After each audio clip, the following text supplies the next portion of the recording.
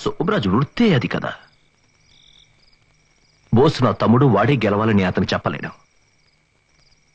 నువ్వు ఓడినందువల్ల ఈ రోజు వాడికి ఎంత డబ్బు వచ్చిందో తెలుసా? మనకేమొచ్చింది? 50,000 రూపాయలు వచ్చింది. చాలదా? సరే అదులే. ఈ రోజు నుంచి నువ్వు సోమరాజుకి ఎంతో కావలసిన వాడివయ్యావు. అతని సొంత మనిషిలాగా, నాలాగా. రౌడీగానా? అవును, రౌడీనే. అలాగే అనుకో. నువ్వెవరివి? ఊరికే కాళ్ళు చేతులు ఆడిస్తూ బాక్సింగ్ చేస్తే పెద్ద ఛాంపియన్ అవుతావా?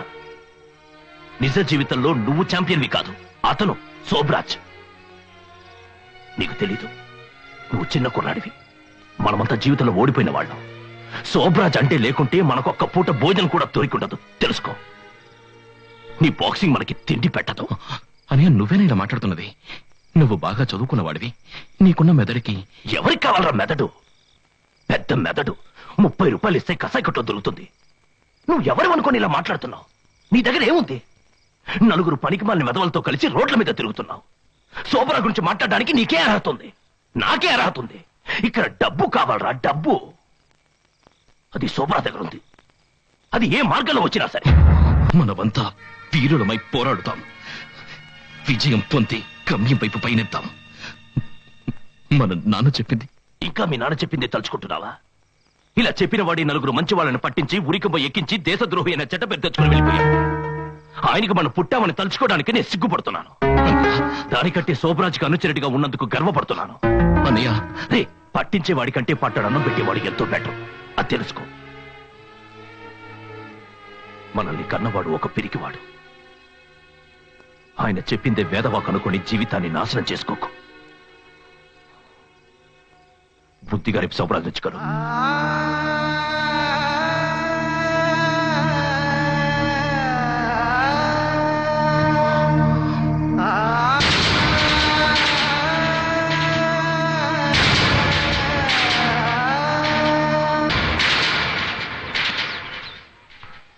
బోస్ ఇలారా. ఏంటి తాతయ్య? మీ నాన్న కోసం ఎవరో ఒక ఆయన వచ్చారు. ఆయన్ని మీ ఇంటికి తీసుకుపో. ఎవరు? అదిగో ఆయనే.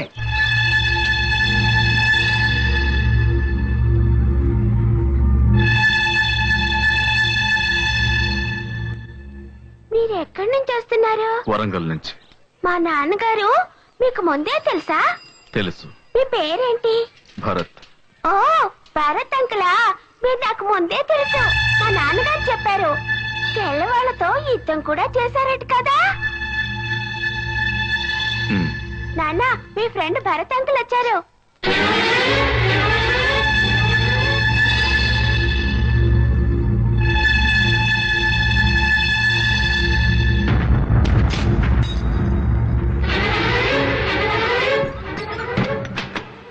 ఇరవై ఏళ్లుగా నీకోసమే వెతుకుతున్నాను రా.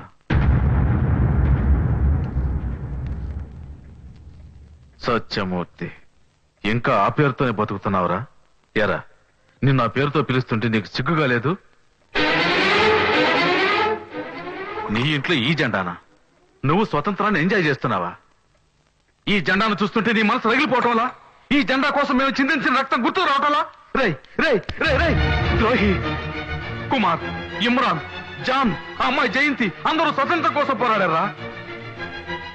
పాపం అమ్మాయి జయంతి తనకు పెళ్ళై తనకు పుట్టబోయే బిడ్డ స్వతంత్ర భారతంలో బతకాలని చెప్పిందే. ఆ మాట మీ చెవులకు వినిపించడంలా?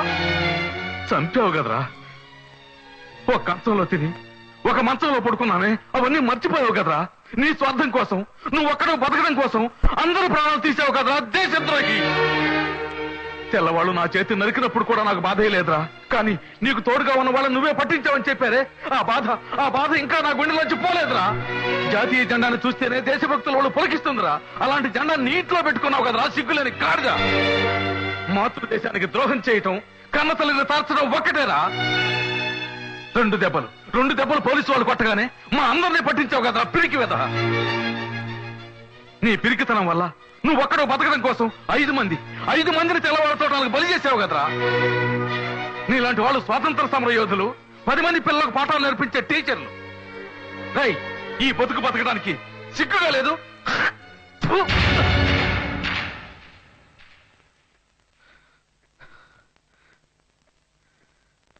రేయ్, నీలాగే నీ పిల్లల్ని పెంచొద్దు.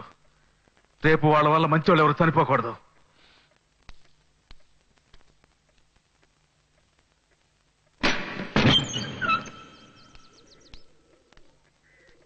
ఏమైంది నాన్న? ఎందుకు ఏడుస్తున్నావు? ఏం లేదు బాబు. నీకు పాయసం అంటే బాగా ఇష్టం కదా? ఇదిగో వెళ్ళి చక్కెర తీసుకురా.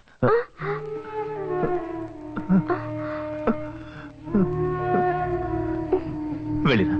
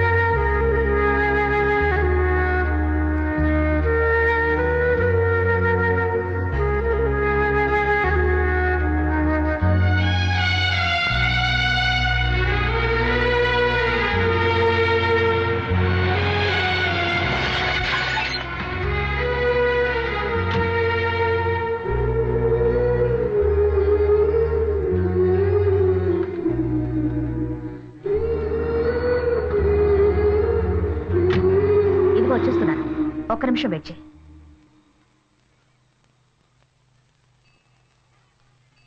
ఎందుకు ఇక్కడికి వచ్చావు? ఆ శోభరాజ్ అమాయక ప్రజల దగ్గర మామూలు అనే పేరుతో డబ్బులు గుంజేవాడు. ఇప్పుడు వాళ్ళున్న స్థలాన్ని కాజేయడానికి చట్టాన్ని కొనేశాడు. ఇక వాడిని ఎవరూ ఏమి చేయలేరు. లేదు మేడం, ఇక మీద ఇలా జరగదు. శోభరాజ్కి వ్యతిరేకంగా కోర్టులో సాక్ష్యం చెప్తాను. వాడికి వాడి రౌడీలకి శిక్ష పడేలా చేస్తాను.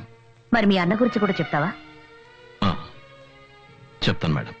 విక్రమ్ హత్య గురించి అన్ని విషయాలు చెప్పాల్సి వస్తుంది బోస్. విక్రమ్ నా ఫ్రెండ్. విక్రమ్ హత్య గురించి అన్ని నిజాలు అందరి ముందు చెప్తాను. అందుకు మా అన్నయ్యకి ఏ శిక్ష పడినా సరే, విక్రమ్ ఏమేమి చేయాలనుకున్నాడో అన్నీ ఇక మీదట నేను చేస్తాను. నువ్వు ఈ మాట అన్నందుకు నాకెంత ఆనందంగా ఉందో తెలుసా? నీలోనూ మంచివాడున్నాడు. అతను ఇప్పుడే బయటకొచ్చాడు. అందుకు నాకు సంతోషంగా ఉంది. కానీ నాకు ఇష్టమైన వాళ్ళందరూ నాకు దూరం అయిపోతున్నారు మేడం. కొంచెం ఉండు. ఇక మీద ఎవరే నిజం చెప్పినా, ఎవరికి ఏ దండన విధించినా చనిపోయిన మా అన్నయ్య నాకు తిరిగి వస్తాడా? ముగిసిపోయిన నా జీవితం మళ్ళీ మొదలెట్టడం జరగని పని. బోస్కి విషయం తెలియకుండానే అక్కడికి వెళ్ళాడు. ఇందులో అతని తప్పేమీ లేదు. విక్రమ్తో మాట్లాడాలని అతన్ని తీసుకువెళ్లారు. విక్రమ్ని చంపుతారని అతనికి తెలియదు. బోస్ స్థానంలో నువ్వున్నా కూడా అదే చేసేదానివి. బోస్ కోర్టుకు వచ్చేది అంతరాత్మ కోసమే కాదు, నీ కోసం కూడా.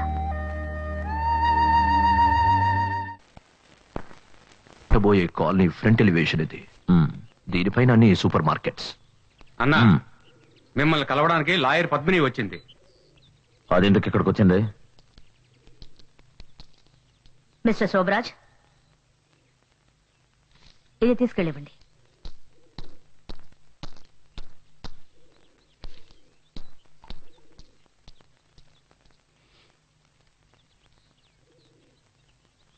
ఏంటో చూడు. Court summons. రేపు ఉదయం 11 గంటలకి నువ్వు కోర్టులో హాజరు కావాలి. నిన్ను విచారించబోతున్నారు. ఎవరితో ఏం మాట్లాడుతున్నావో తెలుసా నీకు? ఒక్క నిమిషం, నువ్వు ఆవేశపడకు. ఎందుకు ఎందుకు ఈ సమన్? ముఖ్యంగా 2 విషయాలకి. జనాన్ని బెదిరించి మామూలు వసూలు చేసినందుకు, రెండోది నువ్వు చేసిన హత్యకు. హత్య? ఎస్, విక్రమ్ని హత్య చేసావుగా, అందుకు. ఏమిటి? విక్రమ్ నేను హత్య చేశానా? ఎవరు చెప్పారు? ఎవరు చెప్పారు నేను హత్య చేశానని? గవర్నమెంట్ చెప్తోంది. నువ్వు హంతకుడు అని గవర్నమెంట్ నీ మీద నేరం ఆరోపిస్తోంది. ఇన్నాళ్ళు నీకు వ్యతిరేకంగా సాక్ష్యం చెప్పేవాళ్ళు ఎవరూ లేక నువ్వు ఆడిన ఆటలన్నీ సాగాయి. ఇప్పుడు నా దగ్గర ఒక ఐ విట్నెస్ ఉంది. ఎవరది చెప్పు, ఎవరది? రేపు ఉదయం 11 గంటలకి కోర్టులో కలుద్దాం.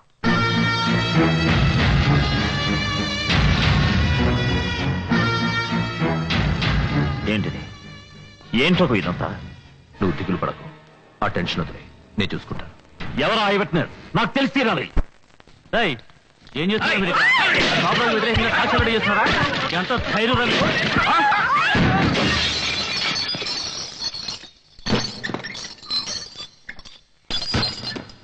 లాయరు, శోభరాజుకి వ్యతిరేకంగా ఎవరైనా సాక్ష్యం చెప్పేది చెప్పా. ఏమిటే మా బాడీ మేము మాట్లాడుతున్నాను, నువ్వు అక్కడ తమాషా చూస్తున్నావా?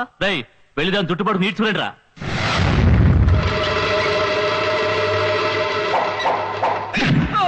బావా, నువ్వు ఇక్కడేం చేస్తున్నావు? లా చదువుతున్నా. ఆ లాయర్ నీకు సపోర్ట్ గా ఉందని ఇంత ధైర్యం వచ్చిందా? మర్యాదగా ఇక్కడి నుంచి వెళ్ళిపో, లేదంటే శోభరాజు నేను ఊరికే వదలడం. మీరు మర్యాదగా ఇక్కడి నుంచి పోలేదంటే నేను మిమ్మల్ని ఊరికే వదిలిపెట్టను. ఏమంటావు? ఇక మీద నేను మాట్లాడనురా, ఇదే మాట్లాడుతుంది.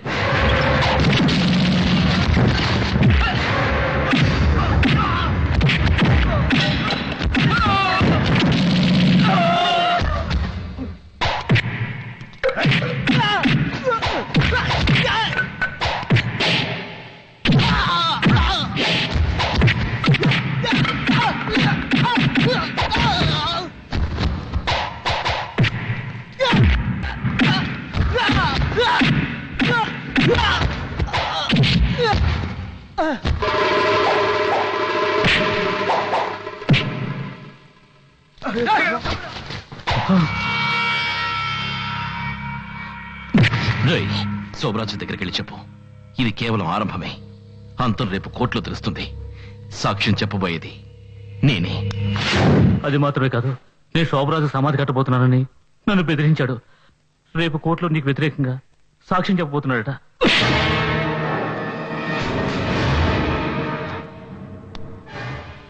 ఇప్పుడు అర్థమైందా? విక్రమ్ని నేనే చంపానని నీ తమ్ముడు కోర్టుకు వెళ్ళి నాకు వ్యతిరేకంగా సాక్ష్యం చెప్తాడట. నా ఉప్పు తిని నాకే ద్రోహం చేస్తాడా? అన్నదమ్ములు ఇద్దరు చేరి ఏకంగా నాకు సమాధి కట్టాలని చూస్తున్నారా? లేదు శోభరాజ్, నా తమ్ముడు ఆ విధంగా చెయ్యడు. వాడి గురించి నాకు బాగా తెలుసు. వాడు నా మాట దాటడు. అంటే వీడు అబద్ధం చెప్తున్నాడా? నీకు వ్యతిరేకంగా కోర్టులో సాక్ష్యం చెప్పడు, అది మాత్రం నిజం. వాడే చెప్తానంటే ఎందుకు చెప్పడం? ఆ రోజు చూసావుగా బ్రిడ్జ్ మీద నన్నే కొట్టడానికి వచ్చాడుగా. రాము, మన వాళ్ళందరినీ తీసుకెళ్ళి వాడిని నరికి పారేయండిరా. ఆగండి, నా తమ్ముడిని వెదవులు ఎవరు ఏమీ చేయకూడదు, జాగ్రత్త. శోభరాజ్, నీకు నా మీద నమ్మకం ఉంటే చెప్పు, నేను వెళ్ళి వాడితో మాట్లాడతాను. నా మాట దాటి వాడు ఏమీ చెయ్యడు. శోభరాజ్ బోస్ని ఎవరు రెచ్చగొడుతున్నారు. సరే, మాట్లాడి చూడు. కానీ ఒక్కటి గుర్తుంచుకో, రేపు నీ తమ్ముడు కోర్టుకెళ్ళి నాకు వ్యతిరేకంగా సాక్ష్యం చెప్పాడంటే నా కాంట్రాక్ట్ చేయి జారిపోతుంది. అదే కనుక జరిగిందంటే నీ తమ్ముడు ఈ లోకాన్ని వదిలే వెళ్ళిపోతాడు.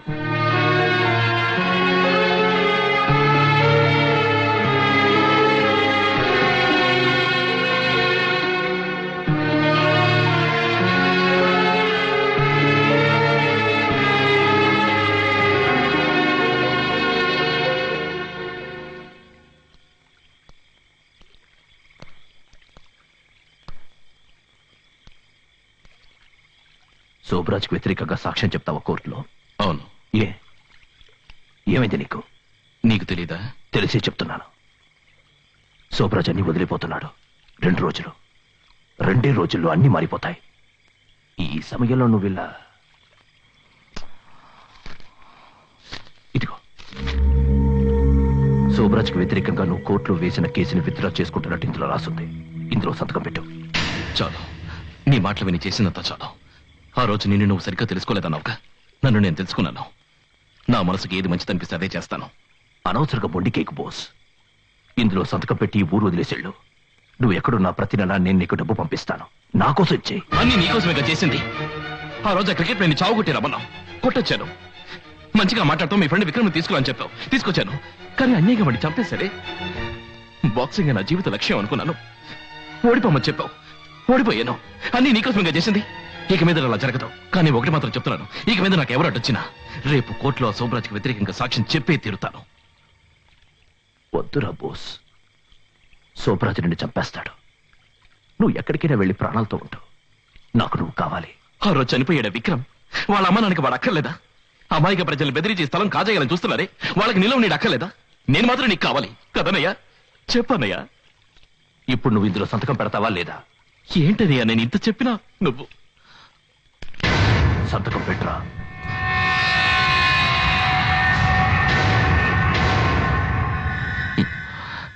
ఇంతవరకు మన మధ్య ఇదొక్కటే జరగలేదు.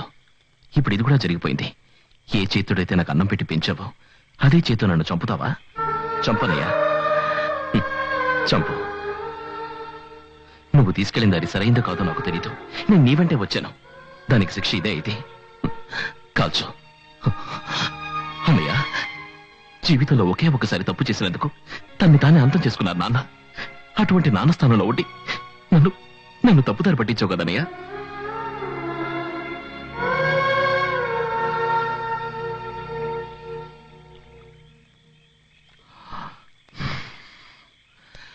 అందుకని నిన్ను నువ్వు చంపుకోవద్దు. అన్నిటినీ వదిలేసి నాతో రా. శోభరాజ్కి వ్యతిరేకంగా సాక్ష్యం చెప్పు.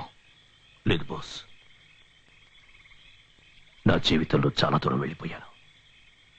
నీ వెనక్కి రావడం కుదరదు.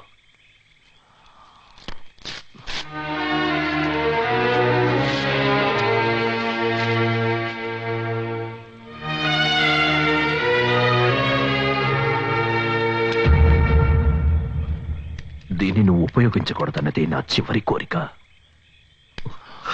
అన్నయ్య,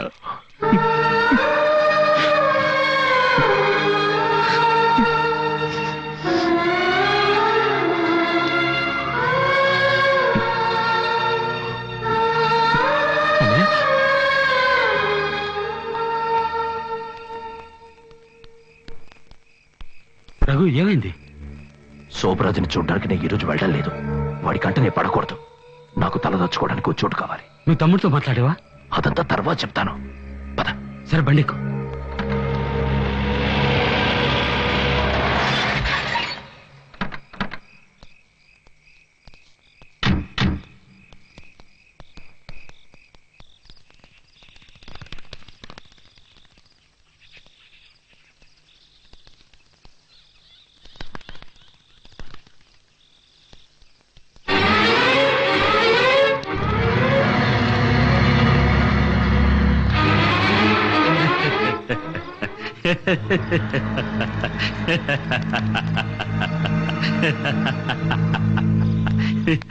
ఏయ్, శత్రువు.